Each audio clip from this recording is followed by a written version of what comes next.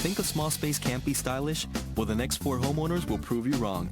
An Italian-inspired home in D.C., a retro yet modern apartment in New York, a budget chic condo in Austin, and a quirky historic row home in Philadelphia. Next.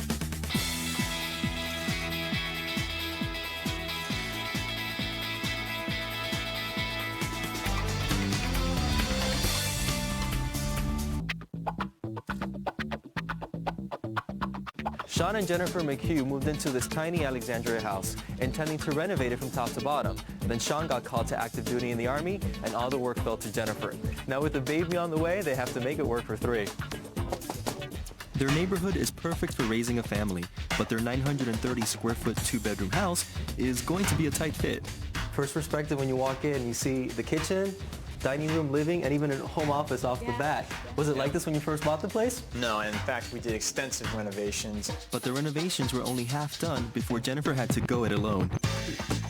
So who was in charge of all the decorating here? Jen was definitely in charge of all the decorating. Sean was called to active duty for the military, and he left for Iraq. In fact, when I left the house, where we are sitting right now, every piece of furniture we own in the house was sitting in the middle of the floor, covered in a tarp, covered in soot. I actually got off easy because I got out of the renovation. And I thought it was a really good project for me to keep me busy, keep my mind off of things, and then also I knew what the end project would be, him coming home, and then we'd finally get to enjoy our house together. When we grew up, both of our parents had these living rooms that were look, don't touch, and so when we did go to a smaller space, we did say, you know, you need to be able to utilize all of the space that you have. You can't have an area that is off limits. The dining area of the great room has a distinctly Italian feel. Now this table has got to be the main focal point of this downstairs area. It really is, and it's probably the most special piece of furniture that we have in the house. We purchased this table when Sean was stationed in Italy. This was more or less the starting point of how we decorated. If you have an object you really want to center the room on, in this case they have this Tuscan table, just take things from the color palette of that object and spread them around the room. In this case, they've taken the blue of the Tuscan table and used that as the main palette for their living room. They've taken the yellow from the table and made that the main palette of their kitchen. The rest of the room is this sort of neutral gray. So it really works to tie the whole room together. The kitchen was the most extensive part of the McHugh's home renovation. This was a galley kitchen when we first moved in, with a doorway where we just came through and a second doorway here. It just felt very cramped, and there was not much light that got in here. And it wasn't a good kitchen that you'd want to cook in. I mean, I like to cook, I like to bake, and you didn't get that feeling whenever you walked in the kitchen. We just tore out the wall and built a wraparound breakfast bar. So Jennifer is now in the kitchen, and I'm in the family room, and we're in the same room. Open living can be really great for some people, having the kitchen and the living and the dining room all mixed together. And for some people, it might be a little too intimate. Even when one of them is in the office area, Sean and Jennifer can still be together.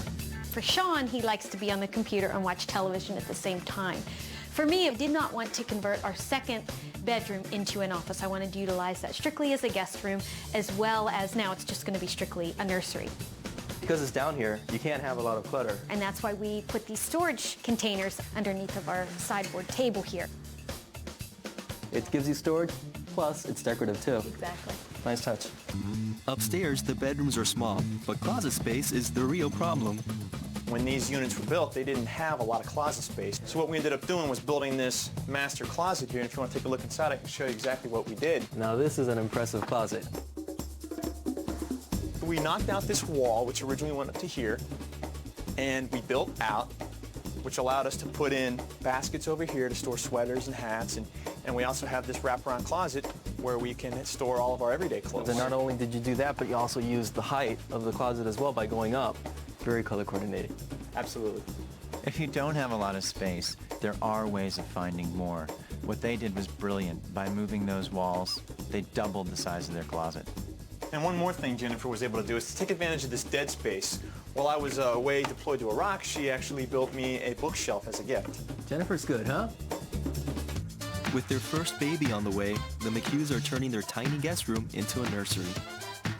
I'm assuming this is not the layout for the space, guys, right? No, and we're hoping you can help. All right. As you can see, we already have loaded with lots Baby of baby clothes. stuff. Baby clothes, baby booties, hats, you know, so we're good on that end, and then we'll just put a changing table on top. So, you want to give it a shot and basically try rearranging the room? Yeah. Why don't we try the crib on that side? Maybe you want to flip-flop the position. Let's flip-flop. So We're getting closer, right?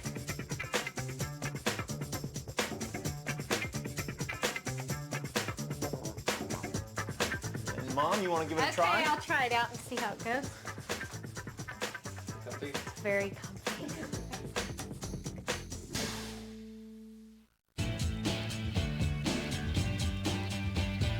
I think everything we did has a funny story or a challenging story. We've come a long way with the house. You know, hopefully for our next house, it'll be something that we will be able to learn from.